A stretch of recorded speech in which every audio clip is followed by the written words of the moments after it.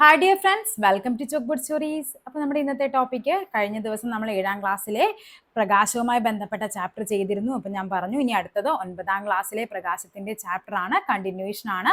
അപ്പോൾ 7ാം ക്ലാസ്സിലെ ആ ചാപ്റ്റർ കണ്ടിട്ട് വേണം നിങ്ങൾ ഇതിലേക്ക് വരാനായിട്ട്. ഓക്കെ, അപ്പം നമ്മുടെ ചാപ്റ്ററിലേക്ക് പോകാം. പ്രകാശത്തിൻ്റെ അപവർത്തനം. അപ്പം എന്താണ് നമുക്കിവിടെ പഠിക്കാനുള്ളതെന്ന് നോക്കാം. എന്തൊക്കെയാണ് പറഞ്ഞിരിക്കുന്നത് നോക്കിക്കേ. കണ്ടോ, ഒരു അമ്മയും മോളും കൂടി വണ്ടിക്ക് പോകുവാണല്ലേ. പറയുവാണ്, അതാ റോഡിൽ വെള്ളം കെട്ടിക്കിടക്കുന്നു, അമ്മയെ സൂക്ഷിച്ച് വണ്ടി ഓടിക്കണേന്ന്. അപ്പൊ അമ്മ പറയാണ്, വേനൽക്കാലമല്ലേ, അത് വെള്ളം കെട്ടിക്കിടക്കുന്നതല്ല, അവിടെ എത്തുമ്പോൾ കണ്ടോളൂ. അപ്പൊ ഇതെന്താണ് ഈ പ്രതിഭാസം എന്ന് പറയുന്നത്? നമുക്കൊക്കെ അറിയാം. ഇപ്പൊ വേനൽക്കാലത്തൊക്കെ നല്ല വെയിലുള്ള സമയത്ത് നമ്മൾ റോട്ടിൽ കൂടി പോകുമ്പോൾ നമുക്ക് കാണാം, ദൂരെ ഇങ്ങനെ വെള്ളം കെട്ടിക്കിടക്കുന്ന പോലെ തോന്നും. അതിനെന്താണ് പറയുന്നത്? മരീചിക എന്നുള്ളത് അല്ലെ. അതൊരു പ്രകാശത്തിന്റെ ഒരു പ്രതിഭാസമാണ്, നമ്മുടെ കണ്ണിന് തോന്നുകയാണ്. അതാണ് നമ്മൾ എവിടെയാണ് നമ്മുടെ മരുഭൂമിയിലൊക്കെ ചെല്ലുമ്പോൾ വെള്ളം എന്നും പറഞ്ഞ ആൾക്കാരൊക്കെ ഒരു ഫീൽ ചെയ്യുന്ന എന്താണ്? അതൊക്കെ ഈ പ്രകാശത്തിന്റെ പ്രതിഭാസം കൊണ്ടാണ്. അപ്പൊ നമുക്ക് നോക്കാം എന്താണെന്നുള്ളത്. കണ്ടോ, അതേപോലെ അവർ പറയാണ്, ഒരു ഗ്ലാസ്സില് നമ്മൾ എന്താണ്, ഒരു നാരങ്ങ വെള്ളത്തിലേക്കിട്ട് സ്ട്രോ എന്ത് ചെയ്യുന്നുണ്ട്? ഉടിഞ്ഞിരിക്കുന്നത് പോലെ തോന്നുന്നു. കാരണം എന്താണ്? അതിനൊക്കെയുള്ള കാരണമാണ് നമ്മൾ ഈ ചാപ്റ്ററിൽ പഠിക്കാൻ വേണ്ടി പോകുന്നത്. അതായത് നമുക്കറിയാം, ഒരു ഗ്ലാസ്സിൽ വെള്ളം എടുത്ത് ഒരു സ്കെയിൽ അതിലേക്ക് ഇട്ട് കഴിഞ്ഞാൽ നമുക്ക് സ്കൂളുകളിലൊക്കെ നമുക്ക് കാണിച്ചു തന്നിട്ടുണ്ടാകും. ആ സ്കെയിൽ ഇങ്ങനെ ഒടിഞ്ഞതുപോലെ ഇരിക്കും. അതിൻ്റെയൊക്കെ റീസൺ ആണ് ഈ അപവർത്തനം എന്ന് പറയുന്നത്. അതായത് പ്രകാശം എന്ന് പറയുന്ന വസ്തു ഒരു മാധ്യമത്തിൽ നിന്ന് മറ്റൊരു മാധ്യമത്തിലേക്ക് കടക്കുമ്പോൾ എന്താണ് സംഭവിക്കുന്നത്? അതിന്റെ പാതയ്ക്ക് വ്യതിയാനം സംഭവിക്കുന്നുണ്ട്. ഈ വ്യതിയാനത്തെയാണ് നമ്മൾ എന്ത് പറയുന്നത്? പ്രകാശത്തിന്റെ അപവർത്തനം എന്ന് പറയുന്നത്. കണ്ടോ, വായുവിൽ നിന്ന് ജലത്തിലേക്ക് ഇങ്ങനെ എന്താണ് ലൈറ്റ് പാസ് ചെയ്യുമ്പോൾ ഇതിനെയാണ് നമ്മൾ നോർമൽ എന്ന് പറയുന്നത്. ഇതെന്ത് ചെയ്യുന്നുണ്ട്? ഇത് ശരിക്കും എന്ത് ഇങ്ങനെയായിരുന്നു പോകേണ്ടത് അല്ലെ? ലൈറ്റ് സ്ട്രെയിറ്റ് ആയിട്ട് പോകുമ്പോൾ ഇങ്ങനെ പോകണമായിരുന്നു. പക്ഷെ അതെന്താണ്? ഈ ലംബത്തോടൊന്ന് അടുത്താണ് പോകുന്നത്. ഉണ്ടോ? അപ്പൊ അതാണ് നമുക്കിവിടെ പഠിക്കാനുള്ളത്, എന്താണ് പറയുന്നതെന്ന്. അതേപോലെ തന്നെ അവർ കാണിക്കുവാണ്, വായുവും ജലവും എന്ത് ചെയ്യുന്നുണ്ട്? നേരെ പതിപ്പിച്ചു. മറ്റേതൊക്കെ എന്താണ്? ചരിഞ്ഞാണ് പതിപ്പിക്കുന്നത്. ചരിഞ്ഞ് പതിപ്പിക്കുമ്പോൾ എന്താണ്? പ്രകാശത്തിന്റെ പാതയ്ക്ക് വ്യതിയാനം സംഭവിക്കുന്നുണ്ട്. പക്ഷേ നേരെയാണ് പതിക്കുന്നതെങ്കിൽ, ലംബമായി പതിക്കുന്ന പ്രകാശരശ്മിക്ക് വ്യതിയാനം ഉണ്ടാകുമോ എന്നാണ് അവർ ചോദിച്ചിരുന്നത്. എന്താണ്? വ്യതിയാനം ഉണ്ടാകില്ല. ലംബമായി പതിക്കുന്ന പ്രകാശരശ്മിക്ക് ദിശാവ്യതിയാനം ഉണ്ടാകില്ല. നെക്സ്റ്റ് നോക്കാം. ഒരു മാധ്യമത്തിലൂടെ പ്രകാശം സഞ്ചരിക്കുമ്പോൾ പ്രകാശപാത നേർരേഖയിലായിരിക്കും. ഒരു മാധ്യമത്തിൽ നിന്ന് മറ്റൊരു മാധ്യമത്തിലേക്ക് പ്രകാശരശ്മി ചരിഞ്ഞ് പ്രവേശിക്കുമ്പോൾ മാധ്യമങ്ങളുടെ വിഭജന തലത്തിൽ വെച്ച് അതിന് ദിശാവ്യതിയാനം സംഭവിക്കാറുണ്ട്. ലംബമായി പതിക്കുന്ന പ്രകാശരശ്മിക്ക് ദിശാവ്യതിയാനം സംഭവിക്കുന്നില്ല. ഇതിനെയാണ് നമ്മൾ അപവർത്തനം എന്ന് പറയുന്നത്. ഓക്കെ, അപ്പൊ എന്താണ് പറയുന്നത്? പ്രകാശം ഒരു മാധ്യമത്തിൽ നിന്ന് മറ്റൊരു മാധ്യമത്തിലേക്ക് കടക്കുമ്പോൾ അതിൻ്റെ എന്താണ്? ചരിഞ്ഞു പ്രവേശിക്കുമ്പോൾ അതിൻ്റെ ദിശയ്ക്ക് വ്യതിയാനം സംഭവിക്കുന്നു. ഈ പ്രതിഭാസമാണ് അപവർത്തനം. നമുക്ക് അതിൻ്റെ ഡീറ്റെയിൽ ആയിട്ട് പഠിക്കാനുണ്ടാവും. അതിൻ്റെ എന്താണ്? ഇനി നമുക്ക് നോക്കാം. വിവിധ മാധ്യമങ്ങളിലൂടെയുള്ള പ്രകാശ വേഗം വ്യത്യാസമാണ്. ഇമ്പോർട്ടൻ്റ് ആണ്. പ്രകാശവേഗത്തിലുള്ള മാറ്റമാണ് ഒരു മാധ്യമത്തിൽ നിന്ന് മറ്റൊരു മാധ്യമത്തിലേക്ക് പ്രകാശം കടക്കുമ്പോൾ അതിന്റെ ദിശാവ്യതിയാനത്തിന് കാരണം. അപ്പൊ എന്താണ് ഈ ദിശാവ്യതിയാനത്തിനുള്ള കാരണം എന്ന് പറയുന്നത്? എന്താണ്? പ്രകാശ വേഗതയ്ക്ക് വ്യത്യാസമുണ്ട്. ഇത് പഠിക്കേണ്ടതാണ്. വായുവിലെ പ്രകാശത്തിന്റെ വേഗത എന്ന് പറയുന്നത് 3 × 10⁸ m/s. ഏകദേശം 3 ലക്ഷം കിലോമീറ്റർ ആണ്. ഒരു സെക്കൻഡിൽ 3 ലക്ഷം കിലോമീറ്ററോളമാണ് എന്ത് പോകുന്നത്? നമ്മുടെ പ്രകാശം സഞ്ചരിക്കുന്നത്. ഇനി ജലത്തിലാണെങ്കിൽ 2.25 × 10⁸ ആണ്. ഗ്ലാസ് ആണെങ്കിൽ 2 × 10⁸ ആണ്. വജ്രമാണെങ്കിൽ 1.25 × 10⁸ ആണ്. അപ്പൊ നമ്മൾ പഠിക്കേണ്ടത് ഈ ഓർഡർ ആണ്. ഏറ്റവും കൂടുതൽ വായുവിനാണ് പ്രകാശവേഗം എന്താണ്? കൂടിയ കണക്കാണ് വന്നിരിക്കുന്നത് അല്ലെ. ഏറ്റവും കൂടുതൽ വായു, പിന്നെ ജലം, പിന്നെ ഗ്ലാസ്, പിന്നെ വജ്രം. ആ ഓർഡറും പഠിച്ചിരിക്കണം. നെക്സ്റ്റ് നോക്കാം. വിവിധ മാധ്യമങ്ങളിൽ പ്രകാശവേഗം വ്യത്യാസപ്പെടാനുള്ള കാരണം എന്ന് പറയുന്നത് എന്താണ്? ചോദിക്കാം. വിവിധ മാധ്യമങ്ങളിലെ പ്രകാശവേഗതയ്ക്ക് വ്യത്യാസമുണ്ട്. അതിനുള്ള കാരണം എന്താണ്? അതാണ് പ്രകാശിക സാന്ദ്രത. പ്രകാശിക സാന്ദ്രതയിലുള്ള വ്യത്യാസമാണ് ഈ പ്രകാശവേഗവും വ്യത്യാസമായിട്ട് വരാൻ കാരണം. ഒരു മാധ്യമത്തിലൂടെയുള്ള പ്രകാശവേഗത്തെ സ്വാധീനിക്കാനുള്ള മാധ്യമത്തിന്റെ കഴിവിനെയാണ് പ്രകാശിക സാന്ദ്രത അഥവാ ഓപ്റ്റിക്കൽ ഡെൻസിറ്റി എന്ന് പറയുന്നത്. പ്രകാശിക സാന്ദ്രത കൂടിയ മാധ്യമത്തിൽ പ്രകാശത്തിന്റെ വേഗം കുറവായിരിക്കും. സ്റ്റേറ്റ്മെന്റ് ടൈപ്പ് ക്വസ്റ്റ്യൻ ആണ്, പഠിച്ചു വെക്കുക.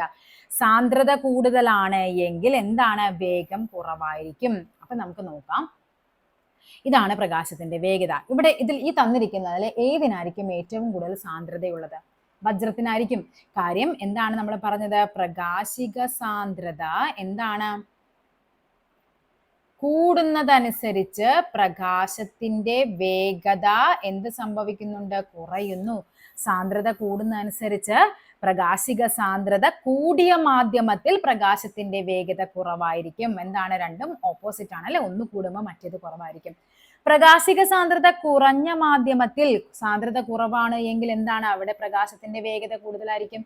എങ്കിൽ അവർ പറയുകയാണ്, ഈ തന്നിരിക്കുന്ന പട്ടിക അനുസരിച്ച് പ്രകാശിക സാന്ദ്രത കൂടി വരുന്ന ക്രമത്തിൽ എഴുതാനാണ് പറഞ്ഞിരിക്കുന്നത്. അപ്പൊ നമ്മൾ പറഞ്ഞു ഏറ്റവും കുറവ് എവിടെയാണ് പ്രകാശിക സാന്ദ്രത? ഏറ്റവും കൂടുതൽ വേഗത എവിടെയാണോ അവിടെയാണ് ഏറ്റവും കുറവ്. അപ്പൊ ഇവിടെ വായു വരും, പിന്നെ എന്താണ്? ജലം വരും, പിന്നെ ഗ്ലാസ്. വായു, ഇവിടെ ജലം, പിന്നെ ഗ്ലാസ്, പിന്നെ വജ്രം. അതാണ് പ്രകാശിക സാന്ദ്രത കൂടിയ വേഗത്തിൽ. ഇനി അവർ തരുവാണ് ഈ തന്നിരിക്കുന്നതില് പ്രകാശ വേഗതയുടെ അടിസ്ഥാനത്തിൽ എഴുതാൻ പറഞ്ഞാൽ നേരെ ഇത് തിരിയണം അല്ലെ? ഈ സിമ്പിൾ മാറ്റി കൊടുത്താൽ മതി. വേഗത എവിടെയാണ് ഏറ്റവും കൂടുതലുള്ളത്? വായുവിലാണ് വേഗത. അവിടെയാണ് പ്രകാശിക സാന്ദ്രത ഏറ്റവും കുറവ്. എവിടെയാണോ വേഗത കൂടുതൽ അവിടെ സാന്ദ്രത കുറവായിരിക്കും. എവിടെയാണോ സാന്ദ്രത കൂടുതൽ അവിടെ വേഗത കുറവായിരിക്കും. ഉണ്ടോ? ഓപ്പോസിറ്റ് ആണ്. നെക്സ്റ്റ് പറയാണ് അപവർത്തനം എന്താണെന്നാണ്. അത് തന്നെ നമ്മൾ ഇത്ര നേരം പറഞ്ഞുകൊണ്ടിരുന്നത്. നോക്കാം. ഒരു മാധ്യമത്തിൽ പ്രകാശിക സാന്ദ്രതയിൽ വ്യത്യാസമുള്ള മറ്റൊരു മാധ്യമത്തിലേക്ക് പ്രകാശം ചരിഞ്ഞ് പ്രവേശിക്കുമ്പോൾ, ഇമ്പോർട്ടന്റ് ആണ്, പ്രകാശം ചരിഞ്ഞ് പ്രവേശിക്കണം. നേരെയാണെങ്കിൽ മാറ്റം സംഭവിക്കില്ല. ഇനി എന്താണ്? മാധ്യമങ്ങളുടെ വിഭജന തലത്തിൽ വെച്ച് അതിന്റെ ദിശയ്ക്ക് വ്യതിയാനം ഉണ്ടാകുന്നു. ഈ പ്രതിഭാസമാണ് അപവർത്തനം അഥവാ റിഫ്രാക്ഷൻ എന്ന് പറയുന്നത്. എന്താണ് അപവർത്തനം? ഒരു മാധ്യമത്തിൽ നിന്ന് പ്രകാശിക സാന്ദ്രത വ്യത്യാസമുള്ള മറ്റൊരു മാധ്യമത്തിലേക്ക് പ്രകാശം ചരിഞ്ഞ് പ്രവേശിക്കുമ്പോൾ മാധ്യമങ്ങളുടെ വിഭജന തലത്തിൽ വെച്ച് അതിന്റെ ദിശയ്ക്ക് വ്യതിയാനം ഉണ്ടാകുന്നു. ഈ പ്രതിഭാസത്തെ പറയുന്ന പേരാണ് അപവർത്തനം. പ്രകാശത്തെ അപവർത്തനത്തിന് വിധേയമാക്കാനുള്ള മാധ്യമത്തിന്റെ കഴിവ് അതിന്റെ പ്രകാശിക സാന്ദ്രതയെ ആശ്രയിച്ചിരിക്കുന്നു. പ്രകാശിക സാന്ദ്രതയാകട്ടെ മാധ്യമത്തിന്റെ അപവർത്തനാങ്കവുമായി ബന്ധപ്പെട്ടിരിക്കുന്നു. ഉണ്ടോ? അപ്പൊ എന്താണ്? ഈ അപവർത്തനത്തിന് വിധേയമാവണമെങ്കിൽ അത് എന്താണ്? സാന്ദ്രതയെ ഡിപ്പെൻഡ് ചെയ്യും. ഈ സാന്ദ്രത എന്തിനെ ഡിപ്പെൻഡ് ചെയ്യുന്നുണ്ട്? അപവർത്തനാങ്കത്തെ ഡിപ്പെൻഡ് ചെയ്താണ് ഇരിക്കുന്നത്. അപ്പൊ എന്താണ് അപവർത്തനാങ്കം എന്ന് നമുക്ക് നോക്കാം.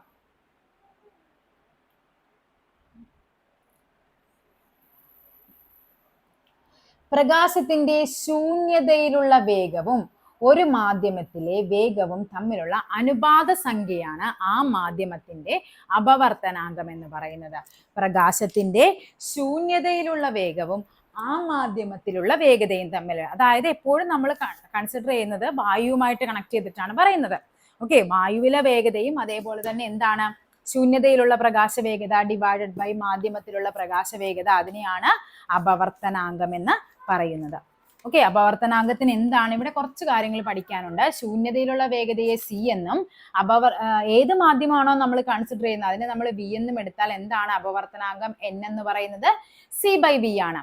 അപ്പൊ എന്താണ് ശൂന്യതയിലുള്ളത്? 3 × 10⁸ m/s ആണ്. നമ്മൾ പഠിച്ചു. വായുവിലുള്ള വേഗത എന്ന് പറയുന്നത് 3 × 10⁸ m/s ആണ്. അപ്പൊ നമ്മൾ ശൂന്യതയിലും നമ്മൾ എന്താ പറയുന്നത്? അത് തന്നെയാണ് പറയുന്നത്.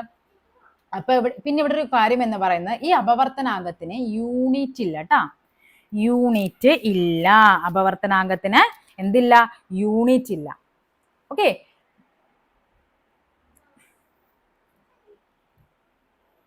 ഇപ്പൊ നമുക്ക് നോക്കാം വായുവിന്റെ അപവർത്തനാങ്കം എത്ര. എൻ എന്ന് പറയുന്നത് എന്താണ്? വായുവില് സി ബൈ വി ആണ്. സി എന്ന് പറയുന്നത് ശൂന്യതയിലുള്ളത് 3 × 10⁸. വായുവിൽ എന്താണ്? അത് വെച്ച് തന്നെയാണ് കൺസിഡർ ചെയ്യുന്നത്. അപ്പൊ 3 × 10⁸ m/s. ഇവിടെ ഇതും കട്ടായി, ഇതും കട്ടായി, എല്ലാം കട്ടായി പോയി. അവിടെ ഒന്നും ഇല്ലാന്ന് വെക്കരുത്. ആൻസർ എത്രയാണ്? 1 ആണ്. അടുത്ത പറയുന്നത് ഗ്ലാസിന്റേതാണ്. ഗ്ലാസിന്റെ എന്ന് പറയുമ്പോൾ നമുക്കറിയാം എന്താണ്? ഇവിടെ 3 × 10⁸ ഡിവൈഡ് ബൈ ഗ്ലാസിന്റെ എത്രയായിരുന്നു? 2 അല്ലേ? 2 × 10⁸. ഇതും കട്ടായി പോയി. 3/2 എന്ന് പറയുന്നത് 1.5 ആണ്. 1.5 ആണ് ഗ്ലാസിന്റെ അപവർത്തനാങ്കം എന്ന് പറയുന്നത്. ഓക്കെ, വജ്രത്തിന്റെ അപവർത്തനാങ്കം 2.4 ആണ് എങ്കിൽ വജ്രത്തിൽ കൂടിയുള്ള പ്രകാശ വേഗത എത്രയായിരിക്കും എന്നാ ചോദിച്ചിരിക്കുന്നത്. അപ്പൊ നമുക്കറിയാം അപവർത്തനാങ്കം എന്ന് പറയുന്നത് സി ബൈ വി ആണ്. ഇവിടെ എൻ എന്ന് പറയുന്നത് അപവർത്തനാങ്കം തന്നിട്ടുണ്ട് 2.4 ആണെന്നുള്ളത്. സി നമുക്കറിയാം 3 × 10⁸ ആണ് അല്ലെ? ഡിവൈഡ് ബൈ വി എത്രയെന്നാ ചോദിച്ചിരിക്കുന്നത്. നേരെ ഇത് ഇങ്ങോട്ടും കൊണ്ടുവന്നാൽ മതി. അപ്പൊ അതായത് നമ്മൾ ഓൾറെഡി പഠിച്ചു വെച്ചിട്ടുണ്ട്. ഗ്ലാസ് ഏതാണ്, ഡയമണ്ട് അല്ലേ, ഡയമണ്ടിന്റെ അപവർത്തനാങ്കം, ഡയമണ്ടിലെ പ്രകാശത്തിന്റെ വേഗത എന്ന് പറയുന്നത് 1.25 × 10⁸ ആണ്. ഓക്കെ, ഇനി നമുക്ക് നോക്കാം പ്രകാശവേഗം അപവർത്തനാങ്കവുമായിട്ട് എങ്ങനെയാണ് ബന്ധപ്പെട്ടിരിക്കുന്നതെന്ന്. അപവർത്തനാങ്കം കൂടുതലുള്ള മാധ്യമത്തിൽ പ്രകാശവേഗം കുറവായിരിക്കും. ഉണ്ടോ? ഇത് സ്റ്റേറ്റ്മെന്റ് ആയിട്ട് ഉറപ്പായിട്ടും ചോദിക്കാൻ സാധ്യതയുള്ളതാണ് ഈ പറയുന്ന അപവർത്തനാങ്കം, പ്രകാശിക സാന്ദ്രത. അപ്പൊ നമ്മൾ നേരത്തെ പറഞ്ഞ കാര്യങ്ങൾ എന്തൊക്കെയാണ്? വായുവിന് എന്താണ് ഏറ്റവും കൂടുതൽ പ്രകാശവേഗതയുണ്ട്. പക്ഷെ അവിടെ എന്താണ്, പ്രകാശിക സാന്ദ്രത അവിടെ വളരെ കുറവാണ്. അവിടെ എന്തുണ്ട്, അതേപോലെ തന്നെ അപവർത്തനാങ്കവും അവിടെ കുറവായിരിക്കും. അപവർത്തനാങ്കം കൂടുതലുള്ള മാധ്യമത്തിൽ പ്രകാശത്തിന് വേഗത കുറവായിരിക്കും. ഇവിടെ തന്നിരിക്കുന്നതിൽ 2.4 ആണ് എന്തെന്ന് പറയുന്നത് വജ്രത്തിന്റെ അപവർത്തനാങ്കം. വജ്രത്തിന്റെ അപവർത്തനാങ്കം 2.4 ആണ്. അപ്പൊ അവിടെ നമുക്ക് എന്തൊക്കെ മനസ്സിലാക്കാം? വജ്രത്തിലൂടെയുള്ള പ്രകാശവേഗത വായുവിനെ അപേക്ഷിച്ച് കുറവായിരിക്കും. അവിടുത്തെ പ്രകാശിക സാന്ദ്രതയും എന്താണ്, വേഗതയും സാന്ദ്രതയും ഇൻവേഴ്സ്ലി പ്രൊപ്പോർഷണൽ ആണ്. ഒന്ന് കൂടുമ്പോൾ മറ്റേത് കുറയും. അപ്പൊ അവിടെ സാന്ദ്രതയും എന്താണ്, അവിടെ കൂടുതലാണ്. ഓക്കെ അല്ലേ? പ്രകാശിക സാന്ദ്രതയും ഉള്ള ബന്ധമാണ് നമ്മൾ നേരത്തെ പറഞ്ഞത് കേട്ടോ. അപ്പൊ ഇത് ഇമ്പോർട്ടന്റ് ആണ്, നിങ്ങളത് സ്റ്റേറ്റ്മെന്റ് ആയിട്ട് തന്നെ പഠിച്ചു വെക്കണേ. അതായത് എന്താണ്, പ്രകാശിക സാന്ദ്രത കുറഞ്ഞ മാധ്യമത്തിൽ വേഗത കൂടുതലായിരിക്കും. അതേപോലെ മറ്റൊരു കാര്യം കൂടി പറയണം നിങ്ങൾ, അതായത് പ്രകാശിക സാന്ദ്രത എന്ന് പറയുന്നത് നമ്മുടെ അതായത് വേഗത നമ്മൾ പ്രകാശിക സാന്ദ്രതയുമായിട്ടാണ് ബന്ധപ്പെട്ടിരിക്കുന്നത്. അല്ലാതെ ആ മെറ്റീരിയലിന് ഒരു ഡെൻസിറ്റി ഉണ്ടല്ലോ, നമ്മൾ എപ്പോഴും പഠിക്കുന്നുണ്ട് സാന്ദ്രത, ഒരു വസ്തുവിന്റെ സാന്ദ്രത എന്ന് പറയുന്നത് എന്താണ്, മാസ് ബൈ വോളിയം. അത് ചിലപ്പോൾ അങ്ങനെ തന്നെ ചോദിക്കാം. എന്താണ് പ്രകാശിക സാന്ദ്രത മെറ്റീരിയൽ ഡെൻസിറ്റിയുമായി ബന്ധപ്പെട്ടിരിക്കുന്നു. മെറ്റീരിയൽ ഡെൻസിറ്റി ആയിട്ട് അതിന് യാതൊരു ബന്ധവും ഇല്ല കേട്ടോ. അതും കൂടി ഒന്ന് ആലോചിച്ച് വെച്ചിരിക്കുക. ഓക്കെ, അപ്പൊ ഇനി ഇവിടെ എന്താണ് നമുക്ക് പറയാനുള്ളത്? നെക്സ്റ്റ് നോക്കാം. ഓക്കെ, ഇതാണ് തന്നിരിക്കുന്നത്. രണ്ട് മാധ്യമങ്ങളുടെ വിഭജന തലത്തിലേക്ക് വന്നു പതിക്കുന്ന പ്രകാശരശ്മിയെ പതനരശ്മി അഥവാ ഇൻസിഡന്റ് റേ, അതിലേക്ക് വന്ന് പതിക്കുന്നത് പതനരശ്മി, അതിൽ നിന്ന് പോകുന്നത് എന്താണ്, പ്രതിപതന രശ്മി അല്ലെങ്കിൽ അപവർത്തന രശ്മി എന്ന് പറയും. സാധാരണ പ്രതിപതന രശ്മി എന്നാണ് പറയുന്നത് കേട്ടോ, അപവർത്തന രശ്മി. അപവർത്തന രശ്മിക്കും പതന ബിന്ദുവിലെ ലംബത്തിനും ഇടയിലുള്ള കോണാണ് അപവർത്തന കോൺ എന്ന് പറയുന്നത്. ഓക്കെ, അപ്പൊ ഇതെന്താണ്, ഈ തന്നിരിക്കുന്നത് പ്രതിപതന കോണാണ്. ഇങ്ങനെയാണ് ഇതാണ് നോർമൽ എങ്കിൽ ഇതെന്താണ്, ഇങ്ങോട്ട് വരുന്നത് ഇൻസിഡന്റ് റേ അഥവാ പതനരശ്മി എന്ന് പറയുന്നത്. ഇവിടെ നിന്ന് ഇങ്ങോട്ടേക്ക് വരുന്നത് എന്താണ്, ഇത് റിഫ്രാക്റ്റഡ് അല്ലെ, റിഫ്രാക്റ്റഡ് റേ അഥവാ പ്രതിപതന രശ്മി അഥവാ അപവർത്തന രശ്മി. ഇനി ഈ കോണാണ് എന്ത്, അപവർത്തന കോൺ. ഈ കോണാണ് എന്ത്, പ്രതിപതന കോൺ. അതായത് രശ്മിയും നോർമലും തമ്മിലുള്ളത്, അല്ലാണ്ട് ഇവിടത്തെ അല്ല കേട്ടോ. ഇതാണ് രശ്മിയും അതേപോലെ തന്നെ ലംബവും തമ്മിലാണ് എന്ത്, കോണ് പറയുന്നത്. ഓക്കെ അല്ലേ?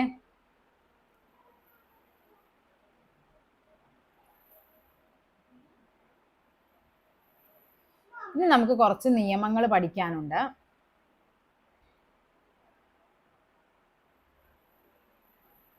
ഓക്കെ, ഇവിടെയാണ് നമുക്ക് കുറച്ച് നിയമങ്ങൾ പഠിക്കാനുണ്ട്. അതായത് നമ്മൾ ഇവിടെ പറയുന്നത് പ്രതിപതന രശ്മി എത്രയാണോ, ഇപ്പൊ 50 ഡിഗ്രി കോണളവിലാണ് ഇത് വന്ന് പതിക്കുന്നതെന്ന് വെക്കുക, അത് തന്നെയായിരിക്കും എന്ത്, ഇവിടുത്തെ റിഫ്രാക്റ്റഡ് റേയുടെ അപവർത്തന രശ്മിയുടെയും എന്താണ് ആംഗിൾ എന്ന് പറയുന്നത്. അതായത് പതന രശ്മിയും പ്രതിപതന രശ്മിയും എപ്പോഴും തുല്യമായിരിക്കുവേ. അതൊരു എന്താണ്, നമ്മുടെ അപവർത്തന നിയമങ്ങളിൽ വരുന്നതാണ്.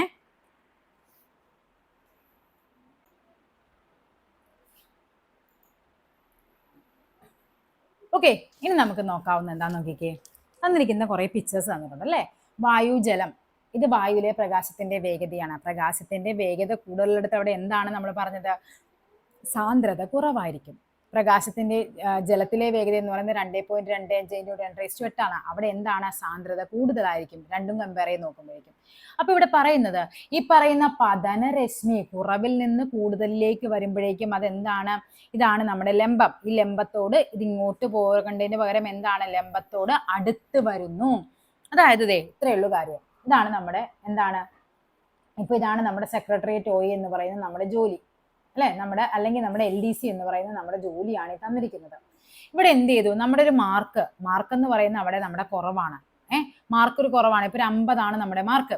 പക്ഷെ നമ്മുടെ മാർക്ക് കൂടി നമ്മൾ എന്ത് ചെയ്തു, 80ലേക്ക് അടുത്തു. 80 എത്തിയെന്ന് വെക്കുക നമ്മുടെ മാർക്ക്. അപ്പൊ എന്ത് സംഭവിക്കുന്നുണ്ട്, ഈ സെക്രട്ടേറിയറ്റ് അല്ലെങ്കിൽ നമ്മുടെ LDC എന്ന് പറയുന്ന ഈ ഒരു ജോലിയിലേക്ക് നമ്മുടെ എന്താണ്, നമ്മൾ അതിനോട് അടുത്തുകൊണ്ടിരിക്കുവാണ് അല്ലെ. അത്രയും ചിന്തിച്ചാൽ മതി. അപ്പൊ അതായത് കുറവിൽ നിന്ന് കൂടുതലിലേക്ക് വരുംതോറും എന്താണ്, നമ്മുടെ ആ ഒരു ഇത് അതിനോട് അടുത്തുകൊണ്ടിരിക്കുന്നു. അപ്പൊ ഇവിടെ എന്താണ്, പ്രകാശിക സാന്ദ്രത കുറവിൽ നിന്ന് കൂടുതലിലേക്ക് വരുംതോറും എന്താണ് അത് ലംബത്തോട് അടുത്തടുത്തടുത്ത് വരുന്നു. അല്ലെങ്കിൽ നമ്മൾ പഠിക്കാനുള്ള സമയം നമ്മൾ ആദ്യം എന്താണ് ഒരു ദിവസം നമ്മൾ 1 മണിക്കൂറൊക്കെ പഠിക്കുന്നുള്ളൂ.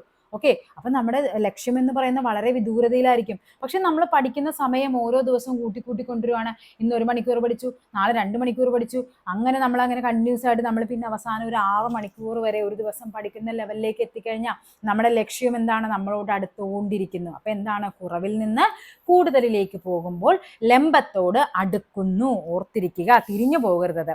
സ്റ്റേറ്റ്മെന്റ് ആയിട്ട് ചോദിക്കുന്ന ക്വസ്റ്റ്യൻ ആണ്.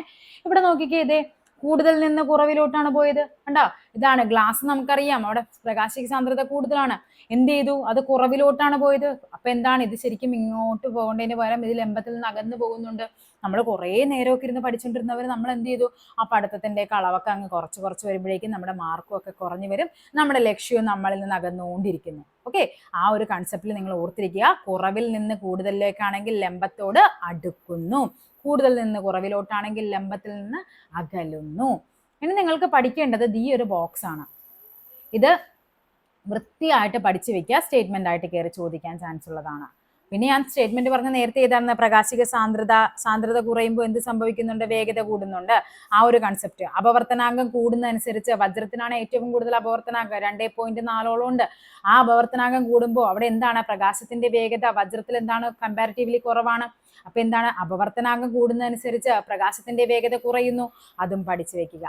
പ്രകാശം ഒരു മാധ്യമത്തിൽ നിന്ന് മറ്റൊരു മാധ്യമത്തിലേക്ക് പ്രവേശിക്കുമ്പോൾ പതനരശ്മി, അപവർത്തനരശ്മി, പതന ബിന്ദു, ലംബം എന്നിവ ഒരേ തലത്തിലായിരിക്കും. തലം എന്താണെന്നൊക്കെ നമ്മൾ കഴിഞ്ഞ ക്ലാസ്സിൽ പറഞ്ഞിരുന്നു അല്ലെ. ഇങ്ങനെ 4 മുറിച്ച് കഴിഞ്ഞാൽ ഇതാണ് ഒരു പ്ലെയിൻ ആണ് തലം എന്ന് പറയുന്നത് അല്ലെ. ഇങ്ങനെ ഒരേ സ്ഥലത്ത് തന്നെ ആയിരിക്കും. ഇപ്പൊ ഇങ്ങനെ വന്നു കഴിഞ്ഞാൽ ഇതെല്ലാം ഒരൊറ്റ പോയിന്റിലായിരിക്കും വരുന്നത്. പ്രകാശിക സാന്ദ്രത കുറഞ്ഞ മാധ്യമത്തിൽ നിന്ന് കൂടിയതിലേക്ക്, ഇതാണ് നമുക്ക് വേണ്ടത്. സാന്ദ്രത കുറഞ്ഞതിൽ നിന്ന് കൂടിയ മാധ്യമത്തിലേക്ക് ചരിഞ്ഞ് പ്രവേശിക്കുമ്പോൾ അപവർത്തന രശ്മി ലംബത്തോട് അടുക്കുന്നു. ചിലപ്പോൾ ഇത് തിരിച്ചു ചോദിക്കട്ടെ ഞാൻ. പ്രകാശിക വേഗതയാണ് അവിടെ തന്നിരിക്കുന്നതെങ്കിൽ എന്ത് ചെയ്യണം, അത് ഓർമ്മ വേണം. പ്രകാശിക വേഗത കുറയുമ്പോൾ അവിടെ എന്താണ്, സാന്ദ്രത കൂടുതലായിരിക്കും. ആ ഒരു കൺസെപ്റ്റ് നിങ്ങളുടെ മനസ്സിൽ വേണേ. ചിലപ്പോൾ അവിടെ കയറി അങ്ങനെ ചോദിക്കാൻ ചാൻസ് ഉണ്ട്. പ്രകാശിക വേഗത കുറഞ്ഞ മാധ്യമത്തിൽ നിന്ന് കൂടിയ മാധ്യമത്തിലേക്ക് ചരിഞ്ഞ് പ്രവേശിക്കുമ്പോൾ എന്താണ്, അപവർത്തന രശ്മി ലംബത്തോട് അകലുകയാണ് ചെയ്യുന്നത്. അതായത് പ്രകാശിക വേഗത കുറയുക എന്ന് പറയുമ്പോൾ അവിടെ എന്താണ്, അവിടെ സാന്ദ്രത കൂടുകയാണ് ചെയ്യുന്നത്. ആ ഒരു കൺസെപ്റ്റ് നിങ്ങൾ കറക്റ്റ് ആയിട്ട് ഓർത്ത് ഒരു ഐഡിയ എത്തിച്ച് തന്നെ പഠിക്കണേ. പ്രകാശിക സാന്ദ്രത കൂടിയ മാധ്യമത്തിൽ നിന്ന് കുറഞ്ഞ മാധ്യമത്തിലേക്ക് പ്രകാശം ചരിഞ്ഞ് പ്രവേശിക്കുമ്പോൾ, ചരിഞ്ഞാണ്, നേരെയാണെങ്കിൽ അതിന് ഒരു മാറ്റം ഉണ്ടാവില്ല കേട്ടോ. അത് എപ്പോഴും ശ്രദ്ധിക്കണം. ചരിഞ്ഞെന്നുള്ളൊരു വാക്കുണ്ടോ എന്നുള്ളത്. അപവർത്തന രശ്മി ലംബത്തിൽ നിന്ന് അകലുന്നു. മാധ്യമത്തിന്റെ വിഭജന തലത്തിന് ലംബമായി പതിക്കുന്ന പ്രകാശരശ്മി അപവർത്തനം സംഭവിക്കുന്നില്ല. കണ്ടോ, ഇതിങ്ങനെ ലംബമായിട്ടാണ് പതിക്കുന്നതെങ്കിൽ അപവർത്തനം സംഭവിക്കാത്തത് നേരെ തന്നെ പോകും. ഓക്കെ, ഇവിടെ തന്നിരിക്കുന്ന ഗ്ലാസ്സിലെ അപവർത്തനമാണ്. അതായത് 2 തവണ നടക്കും. വായുവിൽ നിന്ന് ഗ്ലാസ്സിലേക്ക് വരുമ്പോൾ ഒരു വട്ടം അപവർത്തനം നടക്കും. ആ ഗ്ലാസ്സിൽ നിന്ന് പുറത്ത് വായുവിലേക്ക് പോകുമ്പോൾ വീണ്ടും അപവർത്തനം നടക്കേ. ഇനിയാണ് നമുക്ക് അവർ പറയുന്നത് കുറെ ഇതൊക്കെയാണ് നമുക്ക് പരീക്ഷയ്ക്ക് ചോദിക്കാറ്. എന്താണ്, ഗ്ലാസ്സിൽ അല്ലെങ്കിൽ എന്താണ് ഒരു അക്വേറിയത്തിലെ മീൻ എന്താണ് അല്ലെങ്കിൽ നമ്മളൊരു ഗ്ലാസ്സിൽ നിറയെ വെള്ളം എടുത്ത് അതിൻ്റെ അകത്തൊരു കോയിൻ ഇട്ടു, പക്ഷെ കോയിൻ ഉയർന്നു നിൽക്കുന്നതായി തോന്നുന്നു. റീസൺ എന്താണ്, അപവർത്തനമാണ്. ഓക്കെ,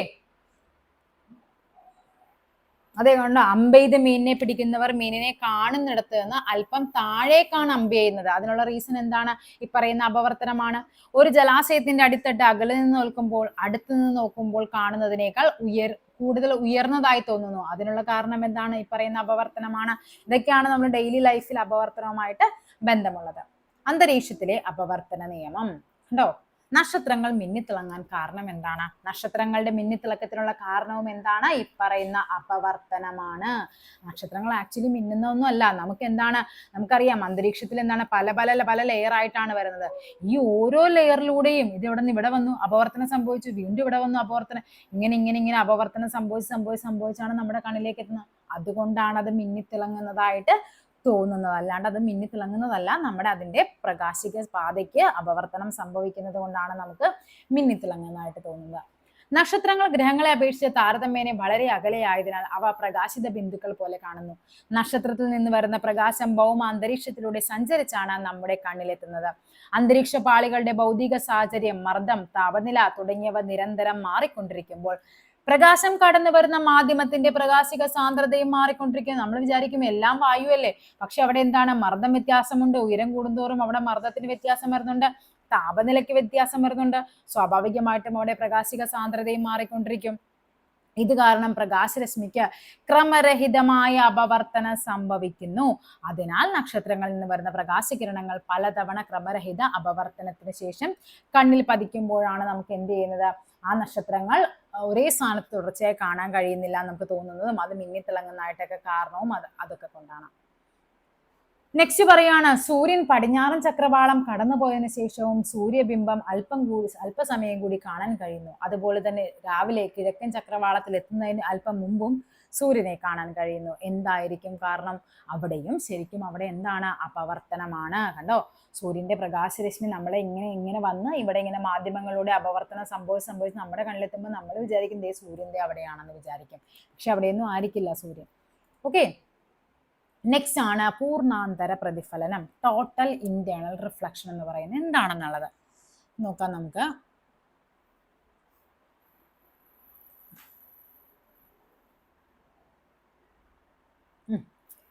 പ്രകാശിക സാന്ദ്രത കൂടിയ മാധ്യമത്തിൽ നിന്ന് കുറഞ്ഞ മാധ്യമത്തിലേക്ക് പ്രകാശരശ്മി കടക്കുമ്പോൾ അപവർത്തന കോൺ 90 ഡിഗ്രി ആകുന്ന പതന കോണാണ് ക്രിട്ടിക്കൽ കോൺ എന്ന് പറയുന്നത്.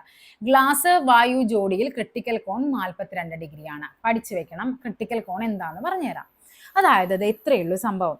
നമ്മൾ ഇങ്ങനെ ഇവിടെ നിന്ന് എന്താണ്, ഇത് ജലമാണ്, ഇവിടെ വായു ആണെന്ന് അവർ പറഞ്ഞിട്ടുണ്ട്. നമ്മൾ ഇങ്ങനെ കടത്തിവിട്ടു. ഇത് എന്ത് ചെയ്യുന്നുണ്ട്, സ്വാഭാവികമായിട്ടും ഇത് ഇങ്ങോട്ടേക്ക് എന്ത് ചെയ്യുന്നുണ്ട്, കടന്നു പോകും. ഇങ്ങനെ നമ്മൾ എങ്ങനെ ഈ ഇതിന്റെ ആംഗിൾ മാറ്റി നമ്മൾ കൊടുത്തോണ്ടിരിക്കുന്ന അനുസരിച്ച് ഇവിടെയും എന്ത് ചെയ്യുന്നുണ്ട്, ഇങ്ങനെ ചേഞ്ച് ആയിക്കൊണ്ടിരിക്കും. കണ്ടോ, ഇങ്ങനെ വരും, ഇതിങ്ങനെ പോയി, പിന്നെ അതിങ്ങനെ വന്നു, ഇങ്ങനെ വന്നിട്ട് അത് ഒരു പെർട്ടിക്കുലർ പോയിന്റ് എത്തി. അതായത് ഈ പറയുന്ന നമ്മുടെ ഈ പതനരശ്മി എന്ന് പറയുന്നത് നമ്മളൊരു 42 ഡിഗ്രി കോൺ അളവിലേക്ക് വിട്ട് കഴിയുമ്പോൾ ഇത് കറക്റ്റ് ഇതിന്റെ എന്താണ് 90 ഡിഗ്രി ഇതിന്റെ വിഭജന തലത്തിലൂടെ എന്ത് ചെയ്യും, പാസ് ചെയ്ത് പോകും, 90 ഡിഗ്രി ആംഗിളിൽ പോകും.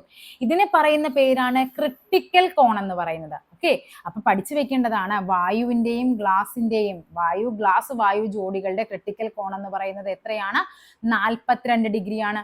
കണ്ടോ, ഇവിടെ തന്നിരിക്കുന്ന വായുവും ജലവുമാണ്. 51 വെച്ചു, എന്ത് ചെയ്യുന്നുണ്ട്, നേരെ തിരിച്ചു വന്നു. 48.6 വായു ജലത്തിന്റെ ക്രിട്ടിക്കൽ കോൺ എന്ന് പറയുന്നത് 48.6 ആണ്. അതും പഠിച്ചു വെക്കണം, പരീക്ഷയ്ക്ക് ചോദിച്ചിട്ടുള്ളതാണ്. ഈ 48.6 നമ്മൾ എന്ത് ചെയ്യുന്നുണ്ട്, ഈ പറയുന്ന ജലത്തിലൂടെ ഈ നമ്മുടെ പ്രകാശത്തെ പതിപ്പിക്കുമ്പോൾ കറക്റ്റ് ഇതിന്റെ എന്താണ് സർഫസിലൂടെ ഇത് കടന്നു പോകും. ഈ 48.6 കഴിഞ്ഞ് 48.7 ആണെങ്കിൽ പോലും അവിടെ എന്താ സംഭവിക്കുന്നത്, ഇത് വായുവിലേക്ക് പോകില്ല, അത് നേരെ തിരിച്ചു വരും. ഇനി 48.6 പകരം 48.5 ആണെങ്കിലോ അത് വായുവിലേക്ക് പോകും. അതായത് ആ ക്രിട്ടിക്കൽ കോണിനേക്കാൾ എത്ര കൂടുതലാണെങ്കിൽ പോലും അതെന്താണ്, അത് പൂർണ്ണാന്തര പ്രതിഫലനം സംഭവിക്കും. അത് തിരിച്ച് അതേ മാധ്യമത്തിലേക്ക് തന്നെ പ്രതിഫലിക്കും. എങ്കിൽ അതിൽ കുറവാണെങ്കിലോ അതെന്താണ്, ഓപ്പോസിറ്റ് മാധ്യമം, അടുത്ത മാധ്യമത്തിലേക്ക് അത് കടന്നു പോകും. അപ്പൊ പഠിക്കേണ്ടത് വായുവിന്റെയും ജലത്തിന്റെയും ക്രിട്ടിക്കൽ കോൺ എന്ന് പറയുന്നത് 48.6 ആണ്. ഇനി വായുവിന്റെയും ഗ്ലാസിന്റെയും ക്രിട്ടിക്കൽ കോൺ എന്ന് പറയുന്നത് 42 ഡിഗ്രിയാണ്. അപ്പൊ നോക്കിക്കേ, കണ്ടോ, 32 ഡിഗ്രി, 42-നേക്കാൾ കുറവല്ലേ 32. ഈ 32 ഡിഗ്രിയിൽ നമ്മൾ ഗ്ലാസ്സിലൂടെ പ്രകാശം കടത്തി വിട്ടപ്പോൾ അത് വായുവിലൂടെ കടന്നുപോയി. ഈ 42 ഡിഗ്രിയിലാണ് നമ്മൾ കടത്തി വിടുന്നതെങ്കിൽ അത് കറക്റ്റ് അതിന്റെ സർഫസിലൂടെ ഇങ്ങനെ പാസ് ചെയ്ത് അങ്ങ് പൊക്കോളും, അല്ലാതെ അതിന്റെ അപ്പുറത്തേക്ക് പോകില്ല. ഇനി 42.1 കൂട്ടിയാൽ പോലും അത് തിരിച്ച് ഗ്ലാസ്സിലേക്ക് റിഫ്ലക്ട് ചെയ്യപ്പെടും. ഓക്കെ, അതിനെയാണ് അതിന്റെ ക്രിട്ടിക്കൽ കോൺ. അപ്പൊ ക്രിട്ടിക്കൽ കോൺ എന്ന് പറഞ്ഞാൽ 90 ഡിഗ്രി ആകുന്ന കോണിനെയാണ് നമ്മൾ ക്രിട്ടിക്കൽ കോൺ എന്ന് പറയുന്നത്. അപ്പൊ എന്താണ്, വായുവിന്റെയും ജലത്തിന്റെയും അതിന്റെ ക്രിട്ടിക്കൽ കോൺ എത്രയാണ്, 48.6. ഗ്ലാസ് വായു ജോഡിയാണെങ്കിൽ ക്രിട്ടിക്കൽ പോയിന്റ് എന്ന് പറയുന്നത് 42 പ്രകാശിക സാന്ദ്രത കൂടിയ മാധ്യമത്തിൽ നിന്ന് കുറഞ്ഞ മാധ്യമത്തിലേക്ക് പ്രകാശരശ്മി സഞ്ചരിക്കുമ്പോൾ പതന കോൺ ക്രിട്ടിക്കൽ കോണിനേക്കാൾ കൂടുതലായാൽ ആ രശ്മി അപവർത്തനത്തിന് വിധേയമാകാതെ അതേ മാധ്യമത്തിലേക്ക് പൂർണ്ണമായും പ്രതിപദിക്കുന്ന പ്രതിഭാസത്തെ പറയുന്ന പേരാണ് പൂർണ്ണാന്തര പ്രതിപതനം അഥവാ ടോട്ടൽ ഇന്റേണൽ റിഫ്ലക്ഷൻ എന്ന് പറയുന്നത്. ഇതിലാണ് നമ്മുടെ ഒപ്റ്റിക്കൽ ഫൈബർ കേബിളുകളൊക്കെ ഉപയോഗിക്കുന്നത്. ഈ ഒരു മെത്തേഡിലൂടെ, ഈ ഒരു സിസ്റ്റമാണ് അതിലൊക്കെ യൂസ് ചെയ്യുന്നത്.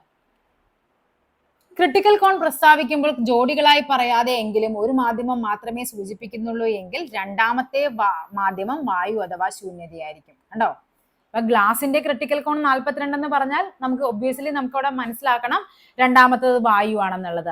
പക്ഷെ നമ്മൾ പറയാണ് ഗ്ലാസ് ജലം എന്ന് പറഞ്ഞാൽ അവിടെ എന്താണ് അതിന്റെ ക്രിട്ടിക്കൽ കോൺ വേറെ ആയിരിക്കും. ഗ്ലാസ് എന്ന് മാത്രമാണ് പറയുന്നെങ്കിൽ അതിന്റെ പേർ എപ്പോഴും വായുവായിരിക്കും, അതാണ് ആ പറയുന്നത്, അല്ലെങ്കിൽ ശൂന്യതയായിരിക്കും. ഇവിടെ നമ്മൾ ജലമെന്ന് മാത്രമാണ് പറയുന്നെങ്കിൽ അതിന്റെ പേർ എപ്പോഴും എന്തായിരിക്കണം, വായു അല്ലെങ്കിൽ ശൂന്യതയായിരിക്കണം.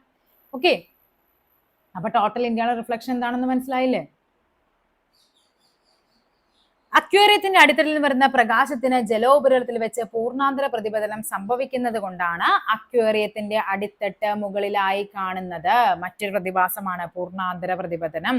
ജലോപരിതലത്തിൽ നിന്ന് അക്വേറിയത്തിന്റെ അടിത്തട്ടിലേക്കുള്ള ദൂരവും പൂർണ്ണാന്തര പ്രതിപതനം മൂലമുണ്ടാകുന്ന ബിംബത്തിലേക്കുള്ള ദൂരവും തുല്യമായിരിക്കും. കേട്ടോ, അപ്പൊ എന്താണ് ഈ പൊങ്ങിയിരിക്കാനുള്ള മറ്റൊരു റീസൺ ആണ് ഈ പറയുന്നത്, അപവർത്തനം തന്നെയാണ്. അതായത് എന്താണ് നമ്മുടെ പറയുന്നത്, അപവർത്തനം സംഭവിക്കാതെ അതേ മാധ്യമത്തിലേക്ക് വരുമ്പോഴാണ് എന്ത് സംഭവിക്കുന്നത്, പൂർണ്ണാന്തര പ്രതിപതനം സംഭവിക്കുന്നത്. അലങ്കാര വിളക്കിലെ ഒപ്റ്റിക്കൽ ഫൈബറുകളുടെ ഒരു അഗ്രം അനുയോജ്യമായ ഒരു പ്രകാശ സ്രോതസ്സുമായി ബന്ധിപ്പിച്ചിരിക്കുന്നു. ഈ സ്രോതസ്സിൽ നിന്ന് പ്രകാശരശ്മികൾ ഫൈബറുകളുടെ സഞ്ചരിക്കുമ്പോൾ ക്രിട്ടിക്കൽ കോണിനേക്കാൾ കൂടിയ പതനകോൺ, ക്രിട്ടിക്കൽ കോണിനേക്കാൾ കൂടുതലാണെങ്കിൽ മാത്രമാണ് അവിടെ എന്ത് സംഭവിക്കുന്നത്, പൂർണ്ണാന്തര പ്രതിപതനം. അവിടെ സ്റ്റേറ്റ്മെന്റ് ആയിട്ട് ചോദിക്കാം, ക്രിട്ടിക്കൽ കോണ് അതായത് ഗ്ലാസിന്റെ ക്രിട്ടിക്കൽ കോൺ 42 ആണ്, 43 ഡിഗ്രിയിലാണെങ്കിൽ അവിടെ പൂർണ്ണാന്തര പ്രതിപതനം സംഭവിക്കുന്നു അല്ലെങ്കിൽ സംഭവിക്കില്ല എന്നൊക്കെ പറഞ്ഞ് ചോദിക്കാം. അപ്പൊ എന്താണ്, ക്രിട്ടിക്കൽ കോണിനേക്കാൾ കൂടുതലാണെങ്കിൽ മാത്രമാണ് എന്ത് സംഭവിക്കുന്നത്, അവിടെ പൂർണ്ണാന്തര പ്രതിപതനം സംഭവിക്കുന്നത്. ഒപ്റ്റിക്കൽ ഫൈബറുകളിലൂടെയുള്ള പ്രകാശ പ്രേക്ഷണവുമായി ബന്ധപ്പെട്ട നേട്ടങ്ങൾക്കാണ് 2009 ഭൗതിക ശാസ്ത്രത്തിലുള്ള നോബൽ സമ്മാനം ചാൾസ് കെ കാവോയ്ക്ക് ലഭിച്ചത്. ഇത് പഠിക്കണേ, ടെക്സ്റ്റ് ബുക്കിൽ തന്നേക്കുന്നത് കൊണ്ട് തന്നെ ചാൾസ് കെ കാവോ എന്താണ് 2009 ഒപ്റ്റിക്കൽ ഫൈബറുകളുടെ പ്രകാശ പ്രേക്ഷണവുമായി ബന്ധപ്പെട്ടാണ് പഠിക്കുന്നത്. കണ്ടോ, വേനൽക്കാലത്ത് റോഡിൽ അകലെ വെള്ളം കിടക്കുന്നതായി തോന്നുന്നുള്ള കാരണമൊക്കെ എന്താണ്, ഈ പറയുന്ന പൂർണ്ണാന്തര പ്രതിഫലനമാണ്. ഉണ്ടോ, നമുക്ക് എന്താണ് ഇവിടെ നിന്ന് ഇങ്ങനെ ഈ ചൂട് കൂടിയിരിക്കുമ്പോഴേക്കും ഇവിടുത്തെ ഓരോ ലെയറിലെ വായുവിനും എന്താണ് പ്രകാശിക സാന്ദ്രത വ്യത്യാസമായിരിക്കും. അതിങ്ങനെ പല ലെയറായിട്ട് നമ്മുടെ കണ്ണിൽ നിന്ന് വരുമ്പോഴേക്കും നമുക്ക് എന്താണ് ഇത് ഇവിടെ നിന്ന് വരുന്ന പോലെ തോന്നും, റിഫ്ലക്ഷൻ ഉള്ള പോലെ തോന്നും. റിഫ്ലക്ഷൻ വന്നെങ്കിൽ നമ്മൾ വിചാരിക്കും അവിടെ എന്തുണ്ടെന്നുള്ളത്, അവിടെ വെള്ളമുണ്ട് എന്ന് നമ്മൾ വിചാരിക്കും. ഓക്കെ, ഉണ്ടോ, റോഡിനോട് ചേർന്ന ഭാഗത്തെ വായുവിന് ചൂട് കൂടുതലായതിനാൽ പ്രകാശിക സാന്ദ്രത കുറവായിരിക്കും. എന്നാൽ മുകൾ ഭാഗത്തേക്ക് പോകുന്തോറും വായുവിന്റെ പ്രകാശിക സാന്ദ്രത ക്രമമായി വർദ്ധിച്ചു വരുന്നു. പരിസരത്തുള്ള വസ്തുക്കളിൽ നിന്ന് വരുന്ന പ്രകാശകിരണങ്ങൾ പ്രകാശിക സാന്ദ്രത വ്യത്യാസമുള്ള വായുവിന്റെ വിവിധ പാളികളിലൂടെ കടന്നു പോകുമ്പോൾ ചിത്രത്തിൽ കാണുന്ന പോലെ അപവർത്തനത്തിനും തുടർന്ന് പൂർണ്ണാന്തര പ്രതിപതനത്തിനും വിധേയമാകുന്നുണ്ട്. കണ്ടോ, ഇങ്ങനെ വന്ന് ഒരു പർട്ടിക്കുലർ അളവെത്തിയപ്പോ എന്താ ഡയറക്റ്റ് അതിങ്ങനെ പോകാൻ തുടങ്ങി. അതും കഴിഞ്ഞ് വരുമ്പോഴാണ് അവിടെ പൂർണ്ണാന്തര പ്രതിപതനം ഉണ്ടാകുന്നത്, ക്രിട്ടിക്കൽ കോണിനേക്കാൾ കൂടുതലായിട്ട് വരുമ്പോൾ.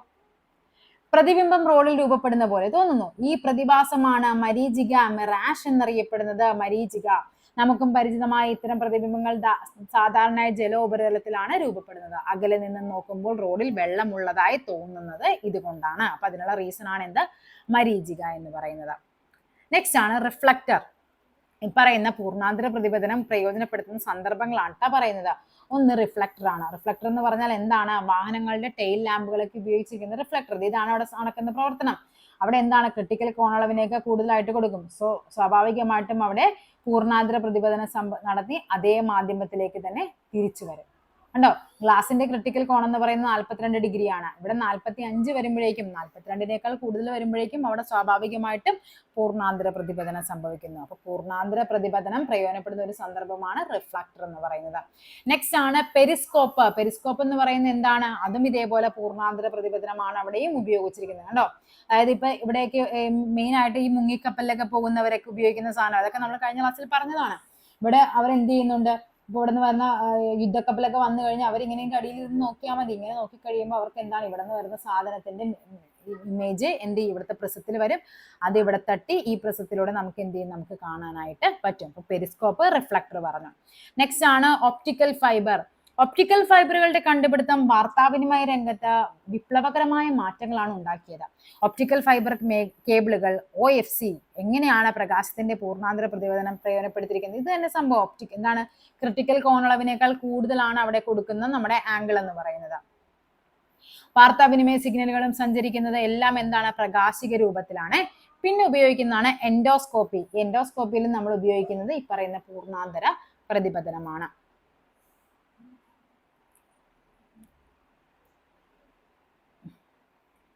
ഉണ്ടോ? ഇത്രയുമാണ് നമുക്ക് മെയിൻ ആയിട്ട് ഈ ചാപ്റ്ററിൽ പഠിക്കാനുള്ളത്. ഇനി ഇതിന്റെ കണ്ടിന്യൂഷൻ വരുന്നത് 10ാം ക്ലാസ്സിലെ ചാപ്റ്റർ ആയിരിക്കും.